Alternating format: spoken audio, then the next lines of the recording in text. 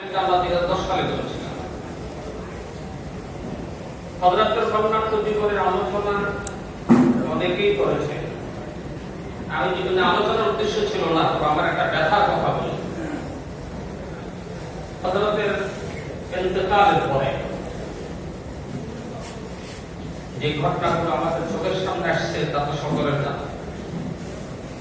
আমাদের ফেনী জেলার বন্ধুবর ইবাদতের মুরব্বীরা আমাদের মাদ্রাসা গিয়েছিলেন, শানের সার সম্মেলনে দাওয়াত দিচ্ছেন, বুকে লড়াই দিচ্ছেন, আসে কিছু কথা বলে। তাদের সাথে আমাদের কোনো দ্বন্দ্ব নেই, কোনো দূরত্ব নেই। ওয়াদাও দিয়েছিলাম আসবো, সময় দিয়েছি আলোচনা। রাতে সারের পরে যখন আমি আমার কান্দায় বসেছিলাম, আমি আমার সাহেব অনুষ্ঠিত জীবনের দিকে তখন আমার নজর দিল। আমি নিজেকে তখন কন্ট্রোল করতে পারতেছিলাম, চোখের থেকে পানি ঢুকতেছিল। আমি কোনো সাহিত্যিক নয়, ভালো লেখক নয়, একটা কলম নিয়ে গেছিলাম। আমার সাহেব আমাদেরকে কি দিয়ে গেলেন, আর শেষ বিদায় বেলা আমরা সাহিত্যে কি দিলাম। এই কথাটা মনে আসার পর আমি একটা ছোট্ট কাগজ লিখেছি, কাগজটা সাথে করে নিয়ে এসেছিলাম। আমি একটু পড়ে শুনে আপনাদের মনে ব্যথা। আমার সাহেব আমার অবশ্যই আল্লামা শাহ আহমদ শফি রহমতুল্লাহ আলাইহি, যিনি ছিলেন একটা বিপ্লব, একটা সংগ্রাম, একটা চেতনা, একটা ভালো বিষয়, একটা ইতিহাস। আমাদের জন্য ইজ্জত, ঐক্যের প্রতীক, আমাদের অহংকার। যিনি আমাদের দিয়ে গেছেন কওমি শিক্ষা স্বীকৃতি সনদ, দিয়ে গেছেন রাষ্ট্রধর্ম ইসলামকে বহাল, খতম করেছেন নাস্তিক ব্লগারদের আস্ফালনে। 6 এপ্রিলের লং মার্চের অবদান রচিত করেছেন 5 মে সাতটার ইতিহাস, শহীদ চত্বর অপসারণ করেছে গ্রিক দেবীর ভাস্কর্য, থামিয়ে দিয়েছেন কাদিয়ানীদের আস্ফালন, প্রতিহত করেছেন খনিমুদির আগমন, পাঠ্যপুস্তক থেকে নাস্তিকতা করেছে অপসারণ, তাবলীগী জামাতের ছাত্রতা থেকে রামুক্ত করেছে, হাটাজারি মাদ্রাসাকে বিশ্বের দরবারে করে দিয়েছেন পরিচিত।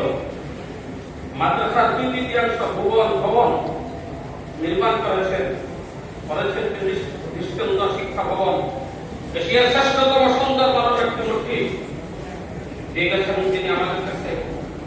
তিনি ছিলেন তরিকত জগতের মুকুটবিহীন সম্রাট। তিনি হলেন 16 কোটি মুসলমানের হৃদয় স্পন্দন, ঝুঁকে পড়েছে যার কারণে সারা বাংলা। সৌদি সরকার যেটাকে সম্মান দিয়েছিলেন সম্মাননা কাবা শরীফ দিয়ে, তিনি ইতিহাস রেখে বিশ্বের সেরা জানাজা 30-40 লাখ লোকের সমাগম উপস্থিতিতে ইতিহাসে রেখে গেছেন, করে গেছেন ইতিহাস, রেখে গেছেন ইতিহাস, হয়ে থাকবেন ইতিহাস। আর আমরা কিন্তু শেষ সময় আমরা কায়দাদার, আমি সেখানে ব্রড দিয়েছি, সেটা আমি এখানে পড়বো। আমি জিজ্ঞেস করতে চাই, আমি যে কথাগুলো এখানে পড়ছি তার মধ্যে কোন একটা কথা কি অস্বীকার করার কোন জো আছে? যদি না থাকে আমি এখানে বলতে পারবো এই যে এতগুলো অবদানের কোন একটা অবদান যদি কোনো বড় মুরব্বী বাংলাদেশে রেখে দিয়ে থাকেন, আমরা অবশ্যই তাকে শ্রদ্ধা এবং তার জীবনকে সফল হিসেবে স্বীকৃতি দিতে বাধ্য থাকবো। যে যেখানে শাইখুল ইসলামের এতগুলো অবদান আমাদের উপরে, সেই শাইখুল ইসলামকে কোনদিনও আমরা ভুলতে পারি না। আসল কিছু প্রশ্ন আমাদের সামনে আসে, সেটা হলো হযরত শাইখুল ইসলামের জীবনে নিয়ে কিছু লোক আমাদের কানে কিছু কথা বলে। আগে এখানে যারা উপস্থিত হয়েছেন সকলের কোন প্রেস আছে যা আমি করতে পারবো না, যেহেতু আমি আজকের আঞ্জমানের দাওয়াত দিতে যাইও কিছু প্রশ্নের সম্মুখীন হয়েছিলাম এবং সেই প্রশ্নগুলো হযরতের খলিফারও আহ্বান করেছে। এই জন্য আমি আজকের একটা রাজনৈতিক মঞ্চ নয়, এটা কোনো হেফাজতের মঞ্চ নয়, যেহেতু তাদের টার্গেটে আজকের মজলিস, আমাদের সামনে আমি খলিফা এবং পীরের সম্পর্ক কেমন হতে পারে এই বিষয়ে দুটি কথা বলব। আমি ইন্তজামি পক্ষ থেকে ক্ষমা চেয়ে লাগলেও বলতে চাই। আসুন, আল্লামা আব্দুল ওয়াহাব শাহরানী की किताब अल अनवार कुदसिया मारिफत क़वाइद सूफिया আদাব ইস্তেশায়, এই আদাব কোন ব্যাখ্যা করার সময় নেই। শায়েখ থেকে রুহানি পেতে হলে জীবন দশায় এবং শায়েখের মৃত্যুর পরে এই আদবগুলো যার মধ্যে থাকবে না, সে সাধারণ তেলাওয়াতের সনদকে ময়দানে রাখতে পারে, তাকে দিয়ে কোনো কাজ ময়দানে হবে না।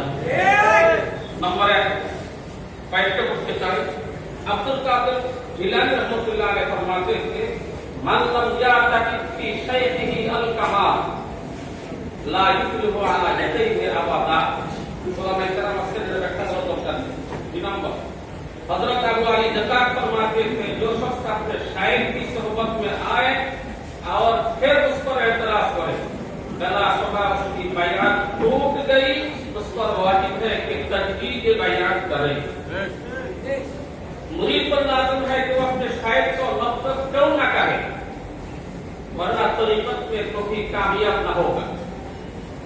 हजरत सैयद अली इब्न वफ़ा फरमाते थे कि मुरीद पर लाजिम है कि अपने तमाम वसाइल, असबाब और मामूलात शायख के कदमों पर डाल दे, ना कि इल्म पर इक्तफा करे, ना कि अमल पर, बल्कि यकीन करे कि तमाम भलाइयां मुझे शायख ही के वास्ते से पहुंचेगा।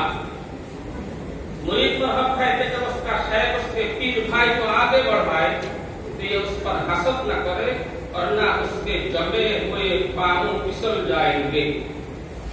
मुरीद पर हक है कि जब उसका शायख उसके पीर भाई को आगे बढ़ाए, समझो मुरीद पर हक है कि जब शायख उनके नाते को, उनके साहिबजादे को, पीरजादे को आगे बढ़ाए तो उस पर लाजिम है कि उस पर हसद न करे, वरना उसके जमे हुए पांव फिसल जाएंगे और अपने मकाम से नीचे गिर जाएगा। जब मुरीद ये जान ले कि उसका शायख काबिल है और उसके और अल्लाह ताला के दरबार वास्ता है, तो फिर अपने शायख की इस तरह इताअत करे जैसे फरिश्ते करते हैं, ला यासून अल्लाह मा अमरहुम व यफअलून मा युमरून। मुरीद अपने शायख के ज़ाहिर पर नजर न करे, बल्कि उस बातिनी नेमत पर नजर रखे जो उसके दिल में है। जिस तरह इंसान के लिए 2 माबूद नहीं, औरत के लिए एक ही वक्त 2 शौहर नहीं, इस तरह मुरीद के लिए शायद तरीकत की 2 नहीं। जो साबित को भी एक वक्त भी शायद से वास्ता रखेगा तो कभी कामयाब नहीं होगा। मुरीद को चाहिए कि अपने शायद की हर बात तो हक जाने, अगर से वक्ती तौर पर मुस्लिहत समझ में न आए, अगर से वक्ती तौर पर मुस्लिहत समझ में न आए। আমি আমার হযরত শাইখুল ইসলামের খোলাফায়ে ইসলামকে শেষ কথা বলতে চাই। হযরতের বর্ণনাট্য জীবনীতে কিছু কিছু জিনিস আসছিল যেটা গতকাল আমার কাছে বস্তু আসছে। মনে রাখবেন যারা হযরতের সাথে নিসবতে তরিকত রেখেছিলেন সেই বিষয় আপনার অন্তরে বুঝে না আসলেও এটা মুস্তাহাব ছিল, এতটুকু একিনের বিশ্বাস যদি না করেন তো মৃত্যুর পর আমি করতে পারবো হযরতের রুহানি নিসবত আপনার সাথে থাকবে না। হযরতের রুহানি নিসবত থাকতে হলে চোখ বন্ধ করে আমার হযরত যা বলে গেছেন সেটা হক বলেছেন, আমার বুঝে না আসলেও আমি সেটা মানি চলবো, এই মনোভাবকে খলিফার অন্তরে আসবে না। আপনি মনে করতে হবে আপনি খেলাফতটা ক্যান্সেল হয়ে গেছে, আপনি খেলাফত দিয়ে যদি কোনো কাজ করতে পারবেন না। প্রশ্ন হলো এখন আমাদের করণীয় কি? আজকের আলোচনা বিষয়ের সর্বশেষ এই কথাটা আমাদের বর্তমানে করণীয়। আমি বলতে চাই হযরত শাইখুল ইসলাম রাহমাতুল্লাহ আলাইহি জীবনের সবচেয়ে বড় অবদানগুলোর মধ্যে একটা ছিল হেফাজত ইসলাম। হেফাজত ইসলামের এই কাগজটা পুরো সকলের কাছে জানা। এখানে মূলনীতির আলোচনায় 3 নম্বরে 4 নম্বর আত্মশুদ্ধিমূলক মুসলিম ভাতৃত্বই হেফাজতের অন্যতম মূলনীতি। আবার আত্মশুদ্ধিমূলক মুসলিম ভাতৃত্বই হেফাজতের অন্যতম মূলনীতি। এই কথাটা যদি হেফাজতের মনোগ্রামে থাকে তাহলে প্রশ্নটাকে হযরতের ইন্তেকালের আগে খোলাফাতের ডেকে নিয়ে আঞ্জুমানে দাওয়াত ইসলাম কেন করেছে? যেটা হেফাজতের কাজ নতুন করে কেন করতে হবে? আমার মনে হয় এই কথাটা যে হেফাজতকে হাইজ্যাক করে এই দেশে হয়তো ভিন্ন খাতে কিছু হতে যাবে, আল্লাহ পাক শাইখুল ইসলামের দিনের মধ্যে সেটা ঢেলে দিয়েছে। এই চলার কিছু বুঝে আসে না। আলাদা পয়েন্টটাকে আলাদা করে আঞ্জুমানে দাওয়াত ইসলাম কেন করে গেছে?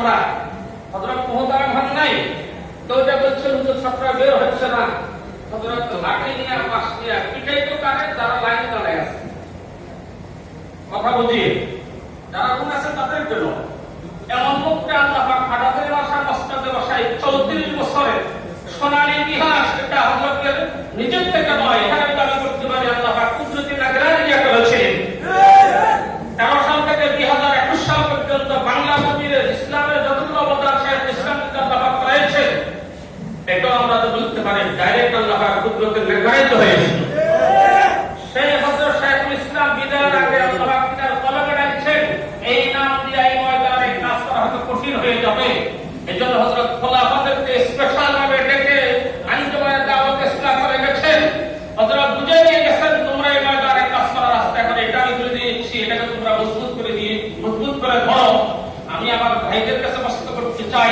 হযরত সর্বশেষে আমাদেরকে আমরা আঁকড়িয়ে ধরার জন্য প্রস্তুত আছি কিনা যদি প্রস্তুত থাকি তাহলে শাইখ রহমাতুল্লাহ আলাইহির প্রতি আজমত মহব্বত রেখে শাইখের প্রতি যদি মহব্বত থাকে শাইখের আওলাদের প্রতি মহব্বত থাকতে হবে আওলাদকে ঘৃণা করে পা দিয়া চড়ে শাইখের মহব্বত করতে হবে না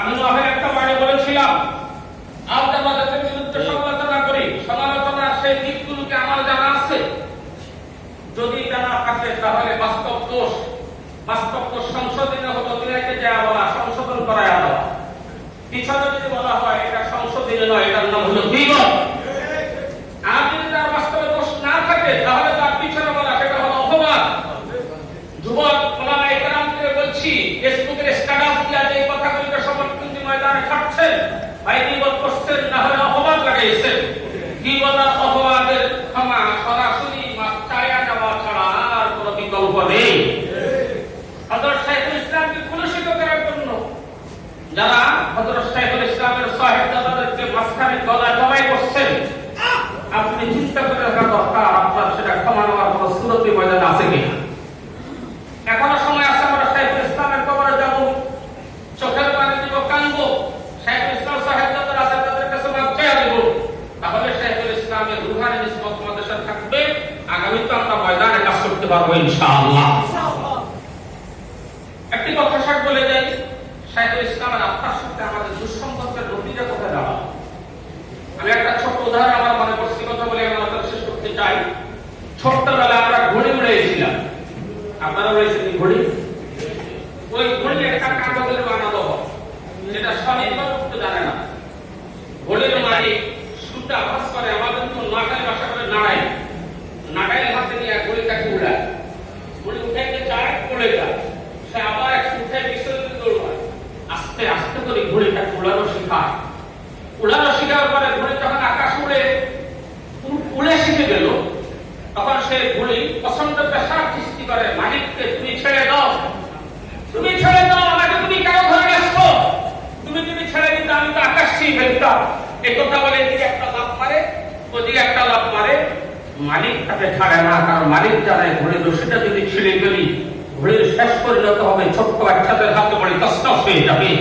এই জন্য কোনো অবস্থাতে মালিক ছাড়ে না কিছুক্ষণ ঘড়ি নাচানাচি করে তখন মালিককে ছাড়ে না তখন নিজে বিদ্রোহী হইয়া মালিকের নাগাল থেকে সুতা ছেড়ে চলে যাওয়ার চেষ্টা করে সুতা ছেড়ে যখন যায় আকাশ আর ছুঁতে পারে না ছোট্ট বাচ্চারা সুতাগুলোকে 33 ভাগ করে ঘড়িটাকে 34 ভাগ করে শেষ পর্যন্ত ঘড়ির অবস্থা বিলীন হয়ে যায় শাইখুল ইসলাম আহমদ শফি রহমতুল্লাহ আলাইহি কওমি মাদ্রাসা কওমি ওলামা ইকরামের ঘড়ির নাড়াই ছিলেন তিনি রশিদিয়া ধরে আমাদেরকে গ্রামগঞ্জের মাদ্রাসা থেকে বড় বড় মাদ্রাসা শাইখুল হাদিস বানাইছেন মহাসচিব বানাইছেন আমির বানাইছেন হেলিকপ্টারে চড়ানো শিখিয়েছিলেন এবং একজন এমপি আর মন্ত্রী ও আনন্দের সামনে কিভাবে চালাতে হয় সেটাও তিনি শিখিয়ে দিয়েছেন আমাদের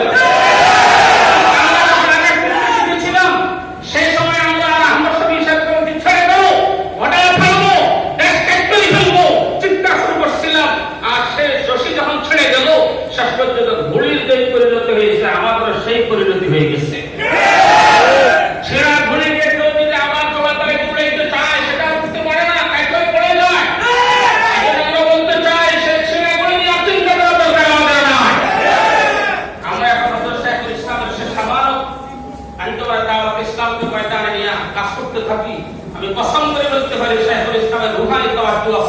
যদি ময়দান জমি কাজ করেন তাহলে দ্বিতীয় ময়দান যেটা এটা অবশ্যই আপনাদের ফরজ সম্মান করতে বাধ্য হবে। আমার আলোচনায় কোনো দোষ হয়ে থাকলে ক্ষমা চাই। আমি যে কথাগুলো বলছি এখন আমার ব্যক্তি আরেক থেকে বলছিলাম, আমি তোমার কাছে সেটাকে সমর্থন নাও করতে পারেন, ক্ষমা চাই। আমি আমার আলোচনা শেষ করছি। আলহামদুলিল্লাহ রাব্বিল আলামিন।